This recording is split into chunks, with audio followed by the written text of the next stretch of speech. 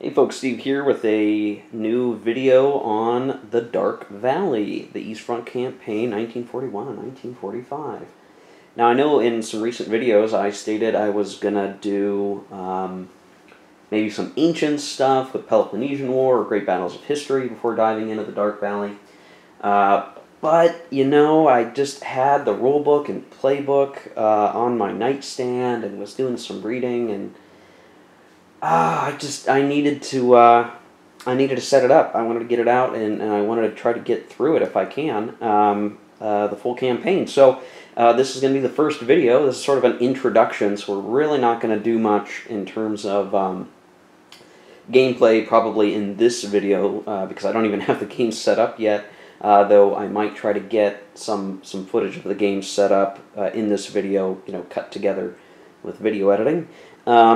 But I just wanted to get this, get everything set up and kind of talk through the expectations for this one. So like I did for the Dark Sands, we're going to do, I think we're just going to do the full campaign. Now that's daunting because where the Dark Sands was only 17 turns, the Dark Valley is 44 turns. There's also a large number of counters, much more than the Dark Sands. And the map is obviously quite large, and while the Dark Sands sort of had that very long map, usually the front line was only maybe a dozen hexes wide or so. You know, you had North Africa with, you know, from north to south, very constrained, well, really it was west to east that the map kind of spread long, but, you know, you could really understand where most of the action was. Well, here, as you can see, we have a lot more space to work with. So we have the west map that is in Germany and Romania, and then we go off to the east, and of course there's some glare there. I apologize for that. But we have Stalingrad just sort of close to the edge of the map. Engels and Saratov are real close to the end of the map. Gorky up there, so it gets pretty far. Start getting into the steppe over yonder. So a lot of map here to deal with, a lot of hexes, and we're going to be using the whole map the whole time, pretty much, and the front line will sort of head east and then probably head west, depending on how things go. So we're going to look to do it in that same format. Now, the only thing I have to look at here is that with 44 turns, and with as many counters that are involved in this game, I don't think I can do a lot of it on camera like I did for the Dark Sands. So in that series, I would, you know, activate some units, I would move them around, I would talk through the combats. I'm not going to be able to do that as much here. I think what I may need to do is just, you know, show you the turn, you know, turn by turn what happens. And maybe what I'll try to do is fit 4 turns worth of action into one video after we get started here with this introduction. And then we'll have roughly 11 videos of gameplay session reporting, and I'll show stuff on camera if I feel it's very important or it's like demonstrating a mechanic very clearly. And so what that will probably mean is maybe the first couple of turns will be their own videos, because that way I can show you kind of how the game operates and go into a little bit of detail of how it works. And then as we get to the later turns, like beyond turn 4, that'll probably where I try to scrunch many turns into one video and just kind of show you the status as we go and point out important events that occur during the turn and the overall strategic situation. So I think that mode should work for what we want to do here. So a lot of fun activity to get into. So again, Dark Valley here, all this good stuff. Now, again, I don't have the counters out yet. I'm not set up. You can kind of see that there's a lot going on here. There are these sort of fortified hexes in and around Moscow. There is marsh terrain. There are woods terrains. There are rivers. There are, in some places, mountains. A lot of nice, clear terrain for tank activity. And just overall, again, a lot of game space to be working with. Now, just kind of show how much crap we're going to be dealing with here. I have all the counters of the game in the box. Now I've organized them in a very, you know, specific manner. So I've organized all the counters just to show an example here, sort of by turn. So if units were set up at the beginning of a scenario or the beginning of the grand campaign, they're all in a baggie. If they're reinforcements for turn 2 and 3, they're in that baggie, 4 through 9 or whatever in there. So I did a lot of work to organize all the counters, because there are quite a few. And I organized them pretty well in terms of their baggies, and it should make cleanup afterwards more or less straightforward. But again, there's just a lot. There's a lot of units here, just to kind of throw all the bags out. This is a whole different world than the Dark Sands in that way. A lot of stuff going on. So huge amount of counters that we're going to be working our way through and organizing. So that will take some time. Now, as I look through all of that, I just want to talk kind of briefly about, what are some interesting things in light of our Dark Sands playthrough that we did. So, the Dark Valley was the first. Oh, I got my map screwed up. I'll try to fix that here. There we go. So the Dark Valley was the first game in the series that came out in this, the Dark series. And before it was even a series, it was just the Dark Valley that Ted Racer designed. And so, it had its first printing. This is the deluxe second edition, so to speak. And it is definitely, just looking at the components, very much so a deluxe package. The counters are nice and thick. I probably won't be clipping anything, though I may need to clean up some of the counter corners depending if there's some flash on them. The player aid charts seem to be very useful. They have the kind of player aid charts I would have wanted for the Dark Sands, and this is sort of, I guess, kind of how it goes sometimes, right? You have a new game, you publish it. If it doesn't do well, okay, you did what you did, and you try to have a decent profit margin on the game.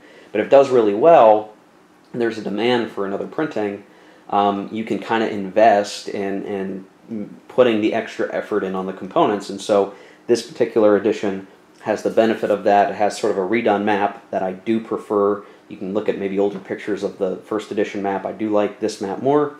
The player aid charts being updated and expanded, I believe, in this edition has helped out, I think, a lot, and just in terms of information available. And so, all of this stuff is making for a good setup here. So, that is differentiated, I guess, from the Dark Sands, where, Dark Sands had its first printing. I talked a lot about some improvements that could be made in another printing or second printing of the Dark Sands to come, maybe, if it's popular enough. And some of that maybe is a little bit inspired from what I found in this edition. So, just from that perspective alone, we're going to be having a good time with this one. Knowing that it's the same system, it's funny. I played the Dark Sands first, and I'm coming back to the originating game series. There are a lot of things in terms of the rules that are similar, because it is underlyingly the same system. But there are going to be some differences, some of which are going to make the game more complicated and difficult to play, but there will also be things that make it kind of easier to play. So in the Dark Sands, you had the issue of two different map scales. So the west and the east maps were a different scale from the center map, where most of the action took place. In this game, it's all one map scale. So we don't need to do anything weird with remembering two different types of movement costs. Everything on the map here is of the same scale, so we can just simply play in our big, gigantic Eastern Europe sandbox. The chits, the game makes use of the same sort of activation chit. Let's see if I can find them amongst my baggies. So you've got activation chits. Now there are some basic ones, there are some specialty ones. So we've got move markers, there'll be combat markers, there will be markers for activating certain HQs. So very much like the Dark Sands, there's going to be that element where we pull a move chit, hey, movement's great, we could pull a combat, great, and then we'll have sort of certain specialty chits on top of that. So that much will be the same. We're used to that from the Dark Sands. There will be probably, I can guess, some asymmetry between the Germans and the Soviets, somewhat like there was in the Dark Sands between the Axis and the Allies, where Back in the Dark Sands, you would have this just improved Panzer doctrine for the Axis. The Allies would have the Assault doctrine. Now in the Dark Valley, I don't think we'll have that clear of a difference, but I think there will be just differences in the types of forces available. I know that the replacement scheme and reinforcement scheme in this game is a little bit different between the Germans and the Soviets, so that much will be different, and we'll have to see how that goes. There is the activation schedule. So back when I looked at the Dark Sands, my fear was, does this schedule overly influence the game? I guess I'm going to carry that same kind of thought process into the Dark Valley. Does the chit schedule do too much to influence gameplay? I mean, it's a core part of the gameplay, so I don't, that's like a catch-22 kind of thing, but, we'll see. That schedule might tell you, hey, you're doing great as the Germans, but this turn is just going to be a crappier turn just because, and that's always the issue I'm fearful of. But it didn't seem very bad in the Dark Sands. It ended up being, just fine, and the Axis ended up winning my Dark Sands playthrough. Spoilers. But, there you go. So what else? We have air assets. So there are assets to be thrown in to support combat, just like we had in the Dark Sands, though it seems like there's just fewer overall types of those asset availability chits. Probably is also because we're playing a more zoomed out game, right? So we're more zoomed out. There are air forces that we'll be looking to leverage. So if I can kind of show one of those guys. So there's one of them in this baggie. You can do some things like ground striking, bombardment in this game that you couldn't do in the Dark Sands. So you could actually eliminate units with just your air force hitting some targets. The Soviets obviously are not going to have quite as good of an air force, so the Axis will have that advantage. The real key thing here in this game is making sure to capture victory point spaces, and there are many more on this map than there were in the Dark Sands, and it's because you're covering just a huge amount of territory. The onus is on the Axis to really capture as many victory point spaces as they can, as quickly as they can. They can actually just lose early in the game if they don't gain enough victory points, I believe, by a certain time frame. That might only be for smaller scenarios. I have to double check that. I have heard and seen discussion in terms of strategy online that typically reaching those victory point spaces is more important than just eliminating Soviet units. So while I might be thinking, well, here we go, I'll just eliminate all these units, that'll make it easier for me to capture stuff later, I guess what I've heard is what you want to be trying to do is hit those victory point spaces first anyway. And that could just be how the reinforcements occur and everything else.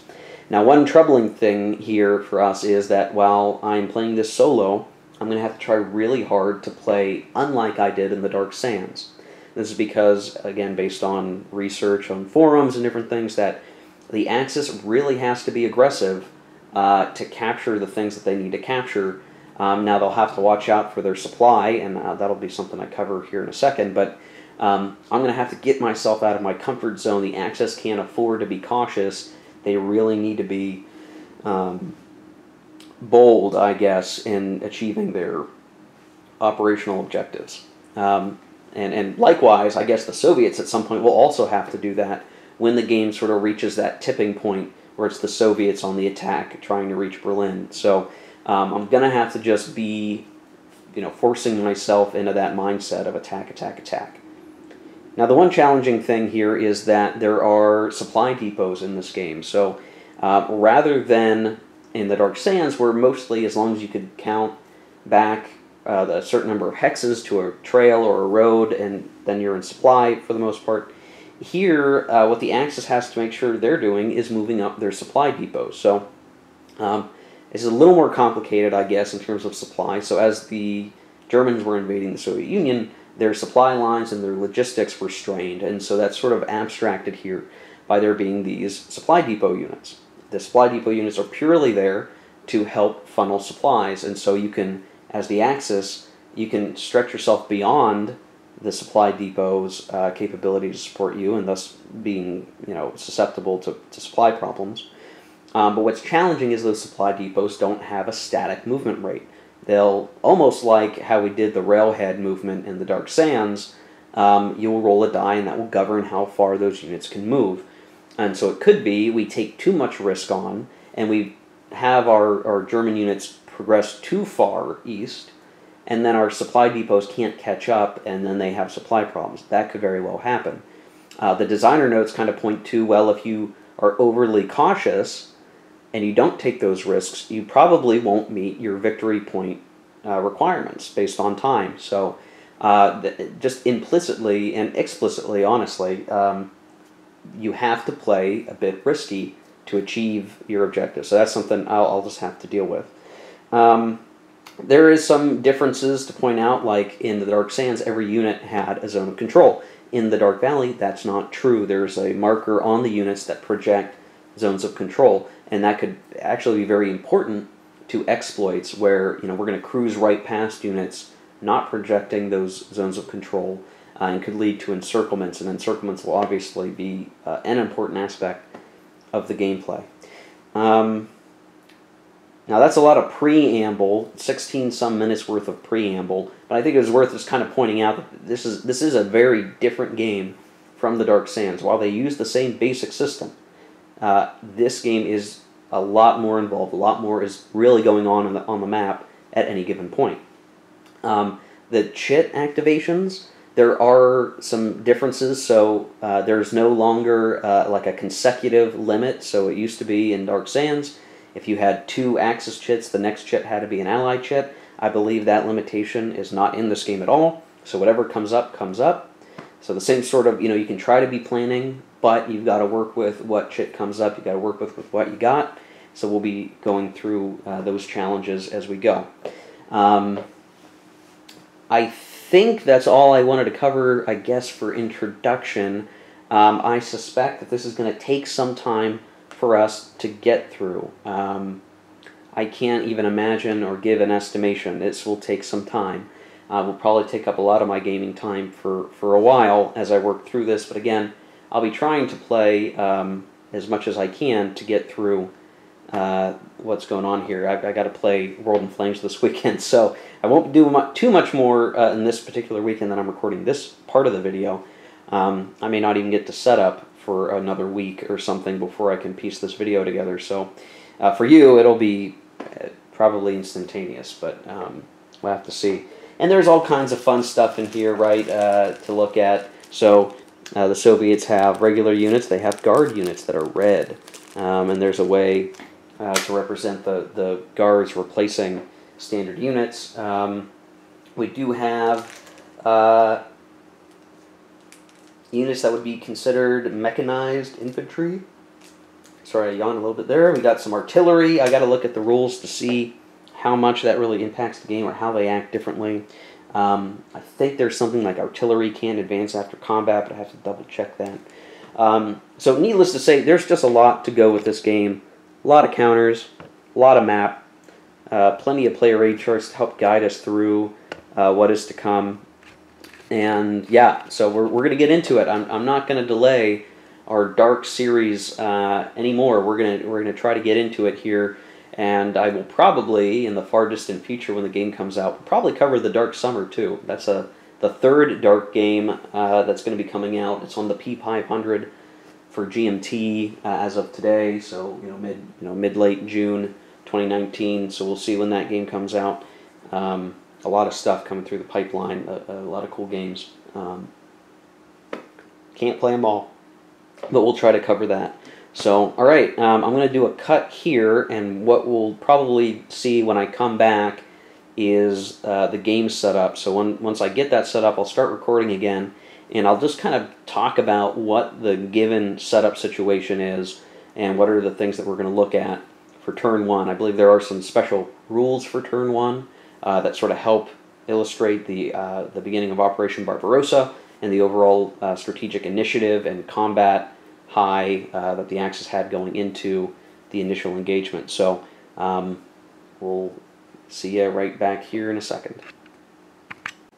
Okay, so one phase of setup I've completed, but I wanted to stop for a second and just kind of explain what's going on, because I think if you're new to this game or you're thinking about getting this game, you should just know how to go about it. So when I punched all the counters and organized them, what I did was that I looked based on setup, based on what's set on the counters, what little baggies I was going to put them in. Because the idea is that there are, at the beginning, when you do setup for the Barbarossa scenario, the Grand Campaign, you have some units that have very specific hexes that they're supposed to set up in, like here. You also have counters that are said to set up in a city. So we've got Cherkasy, and a whole bunch of units are stacked up in here. Now the setup says you put them there, you know, sort of ignoring stacking limits for the moment. And so that's kind of where I'm at right now. Is I set up all of these units based on their specific hex notation, or you know, the town that they're supposed to be set up in. And what's going to end up happening is, in sort of the next phase of setup, these big, gigantic stacks, and you can see there's several of them. Basically, I'll get to move them to satisfy stacking, but it's sort of saying, like, these units are meant to be set up around these cities, and you'll determine that here in time. But there are some restrictions on how the Soviets can set up. And just to kind of read from the scenario book for a second, so what you do is you place all the units with specific setup hex, including the fortified zone counters. I have not done that yet. I'll do that here in a second. In the listed hex, ignore overstacking for now. And then we're going to place the reserves. So I have a bag of reserves. They are marked with an R, or they say reserve on the back of the counter. Then we're going to place the reserve units in any town or cities in the USSR outside of the border military districts that do not already contain a Soviet unit, maximum of 1 reserve unit per hex. And then what we'll end up doing is we'll move enough overstacked units into adjacent hexes to meet stacking limits. And then finally, we're going to have to set up the military district units. And then every border hex from one hex to this other one on here must contain a Soviet unit. So we're going to have sort of like the border, all along the border we should have a unit in there basically. For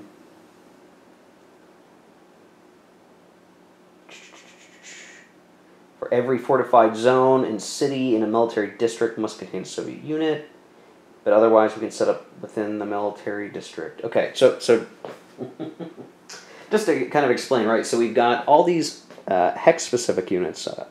We have the towns set up, and what we'll then do is that these units will sort of move adjacent to the town so that we validate the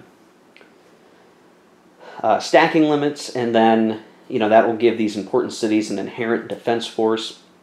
And then we're going to put these reserves, and that's where we get our first amount of leeway as the Soviet player. Well, where do we want to put them? Well, it probably makes sense to try to put them on the west map or in the center here. I don't know how valuable it would be to send them all the way back there.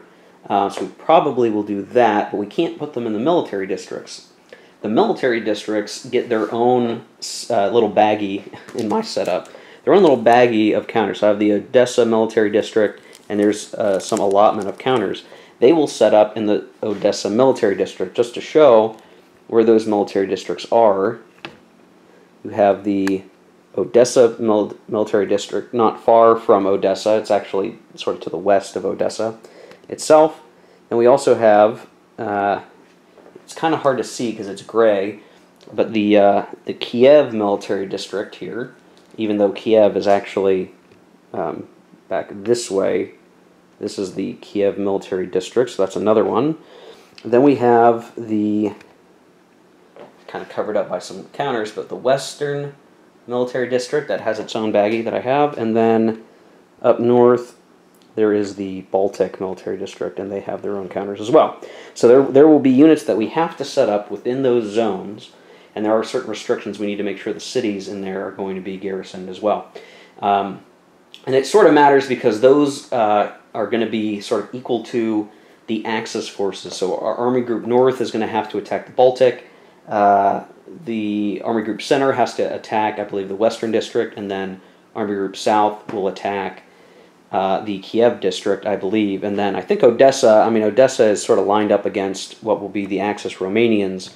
though we'll probably have to wait for the Germans to come through for there to be much gains there. So again, as a Soviet player, you're going to have a little bit of leeway to move some units around, but as of right now, I've only set up how I've had to set them up.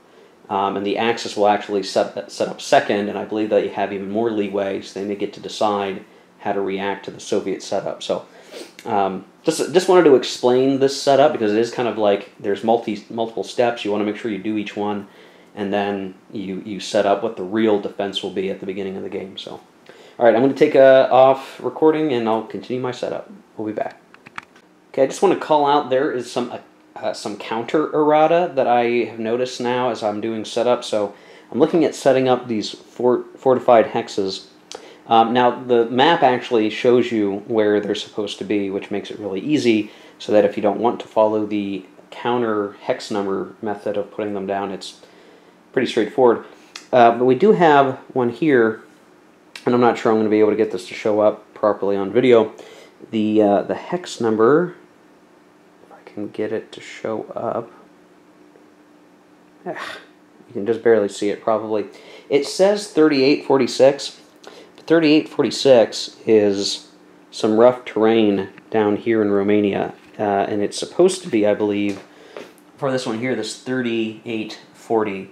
And I think that was just a mistake. That's the only other spot on the map that is missing one of those symbols, and so that's just some counter errata.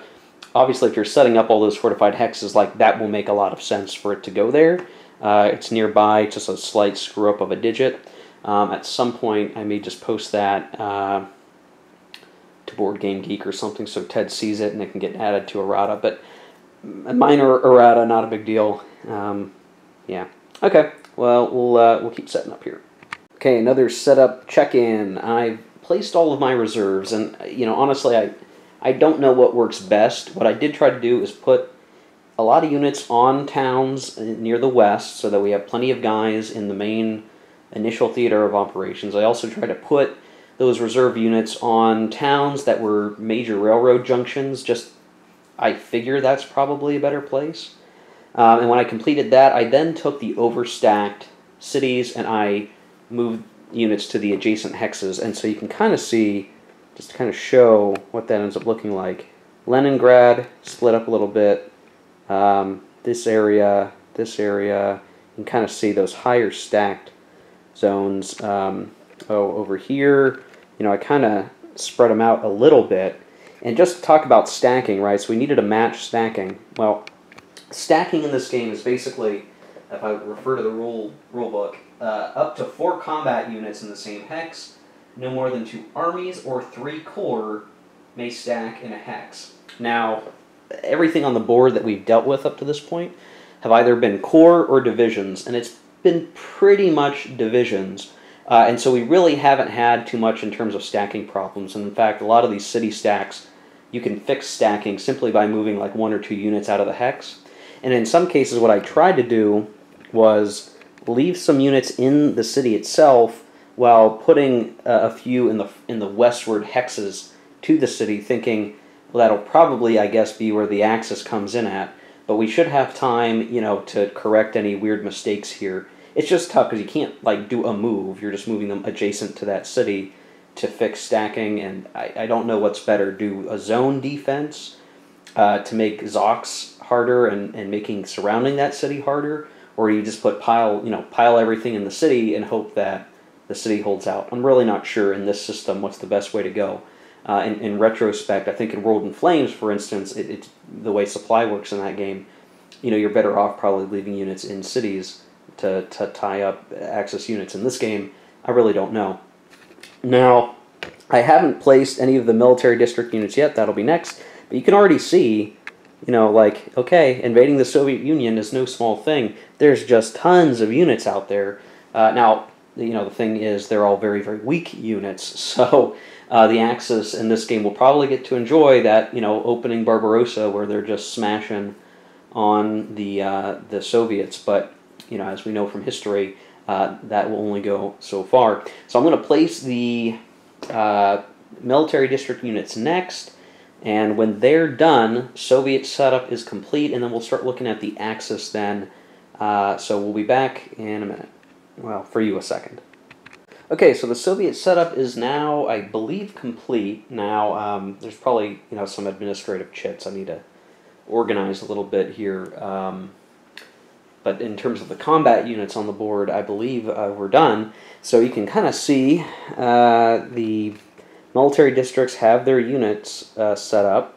And sort of like right here, the rule's different. So north of this hex, there has to be a Soviet unit in every hex on the border. And then from there south along the border, you can have units every other hex, basically, is the way it works out functionally. So, even though the rules say, well, you can set up the units any way you want within the military district, well, as long as you follow that rule of the towns and the hexes needing to be garrisoned a certain way. I mean, the reality is you really don't have that much leeway. Most of the units that we've set up in all of these hexes are 1 combat factor and 4 movement, with probably in each district maybe 2 to 3 2 combat factor units. So it's really about, like, where do you want your 2 combat factor units to be, and where do you want all the rest of your worst units.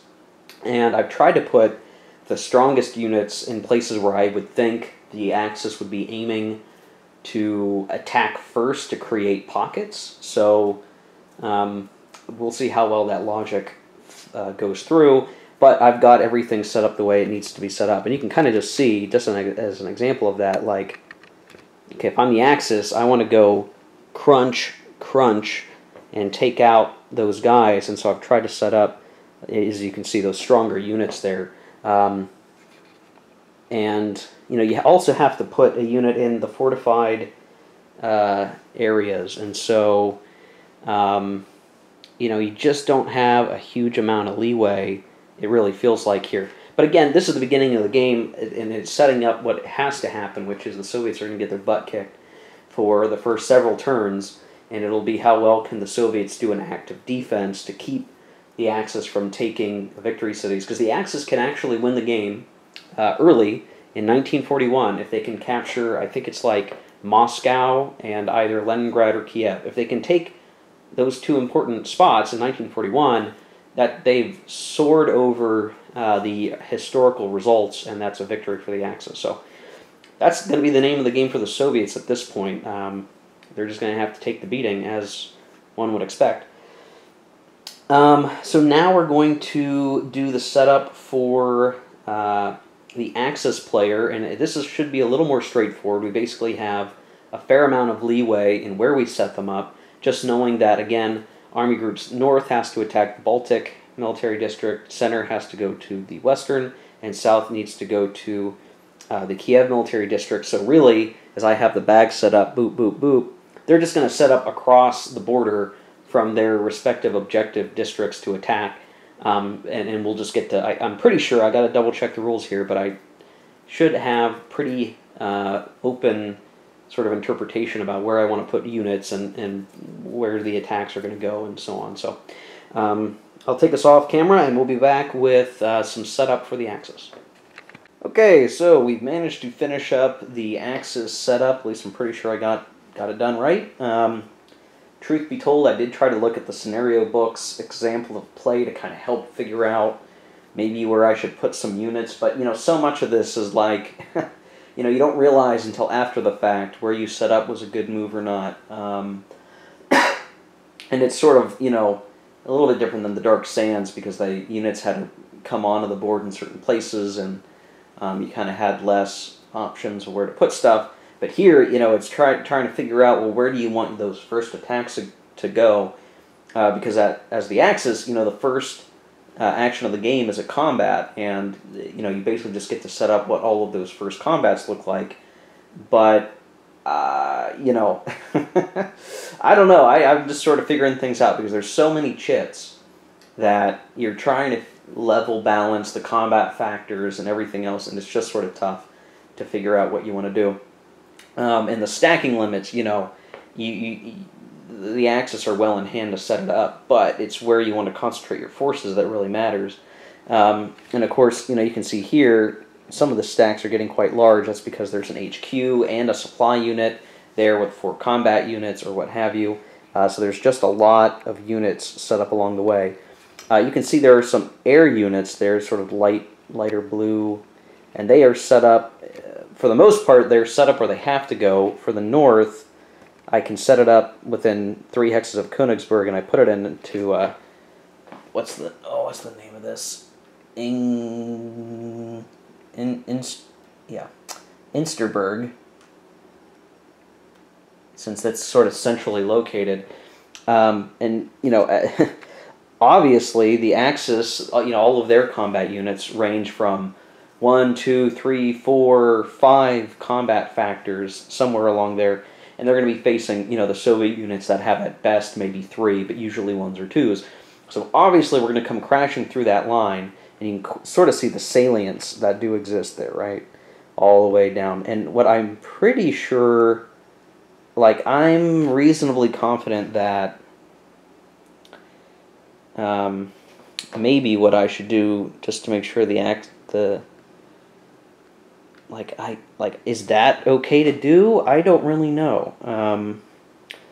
I think I have a hard time understanding exactly, you know, what the right next steps are supposed to be and where the borders are supposed to be at.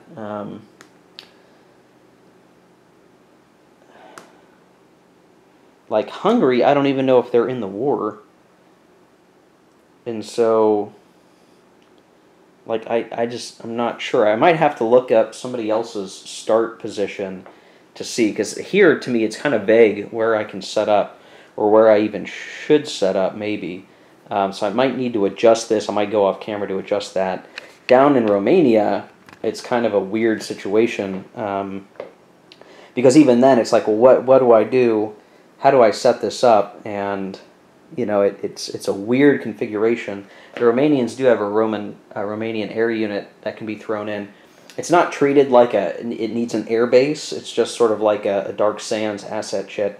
But I put it nearby just to remind myself that I have it and that I can use it. And I'll probably keep that up and just sort of keep it near Romanian units.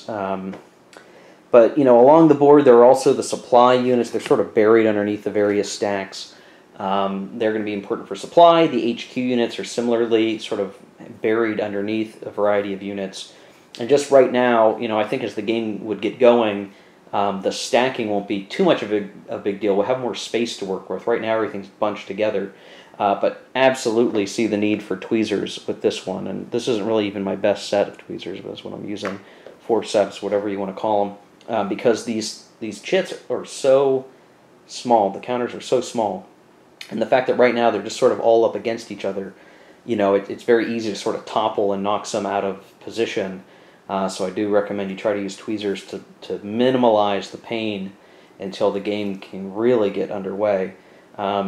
So we're just about set up. The only other thing I'm going to point out is we've got some of the chart stuff figured out. So what you're supposed to do is you put Stalin's counterattack chit in the 0 place. So it's not in the cup for the first turn. They just don't get to use it. Then we have a combat chit, and then we have the move chit. So those are going to govern the first couple of activities in the game turn. So there's going to be Axis combat, and then Axis movement, and that will start us off. And then the rest of the activation chits that are on the availability chart for this turn will go into the cup. I'll look at that probably in the next video when we start to look at turn 1. This video just being introduction and setup, basically. But everything else, I think, is just about where it needs to be for setup. I'm not sure if there's anything else that I need to take a look at. I'll have to review a little bit, but I'll do that off camera. So I'm going to take 1 second. I'm going to check online to see what other people's setups are, because I'm really unsure what the situation of Hungary is at the moment, and if we need to have some units down here. I did find that I had like heavy stacking up here, and I figured maybe they need to be down here and protecting, or at least creating, you know, some other sort of front here. I'm just not sure what that's supposed to look like. So we'll come back here in a second, and I'll show whatever changes I may be needed to make for this, and we'll come back, and that'll probably be sort of the closing part of the video. So I'll be right back.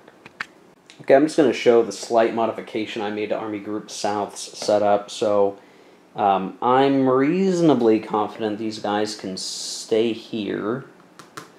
because I don't think that's technically Hungary. I think that's part of Greater Germany, or at least is, I don't know. It's kind of tough, and I'm like looking at the terrain, so it's some sort of country border, but like Austria, that's part of Germany right now, so I'm pretty sure this is okay.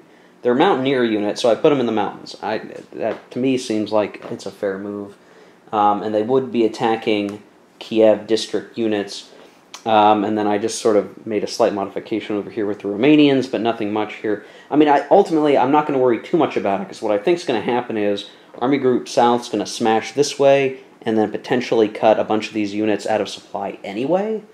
So I'm not sure what there is much use plunking a couple of units in the mountains like that. Other than, you know, they're in a decent position, they can keep moving through the area once the action gets going. Maybe even attack some of the units that are there. I don't know. You know, this is my first play, really, so if I make some mistakes along the way, you know, we'll have to live with that. I suspect it could mean that the Axis won't win the game, because so much is around, you know, these early turns and trying to make really good ground. So if I screw up here, that might have lasting effects on the overall campaign, but we'll have to see. So that's the setup. I do have sort of the coming turns reinforcements set up over here. So I've got turns 2 and 3, and then 4 through 9 for the Axis, 2 and 3, 4 through 6, and then 7 through 10 for the Soviets. And you know, even by turn 4 is when we start to get the red guard units, and we'll keep getting more of them throughout the game. So plenty of more reinforcements for the Soviets, some for the Axis to come, and a whole lot of other counters to deal with. So here we are, the Dark Valley, the East Front campaign, 41 to 45, set up and ready to rock and roll. If you are planning on watching the whole series, good luck to you as we manage our way through it. We'll try to get videos going on here as I can, and maybe really slow going, and you know, I'm going to have to be really picky about what I choose to show on camera and what is simply shown after the fact. But we're going to try to make it through the whole campaign. If I do end up somehow winning an early immediate victory, you know, that'll be as far as we go. So we could last all 44 turns. It may end up being, you know, shorter than that if we manage to reach some automatic victory condition, though I doubt that we'll see that happen. We'll play it through as, you know, we'll play it like a real game, right? We'll play it through. Okay, so I think this is it. So this is going to be our introduction and setup video. Again, really excited to get rolling with this one, though it's going to feel exhausting. I already feel it. Just setting up was kind of an exhausting task, but we've got everything ready to go. So thanks for watching. Hope you enjoyed the video. If you liked it, hit like. If you'd like to see more content and want to keep up with the series, hit subscribe. And until next time, take care and keep on gaming.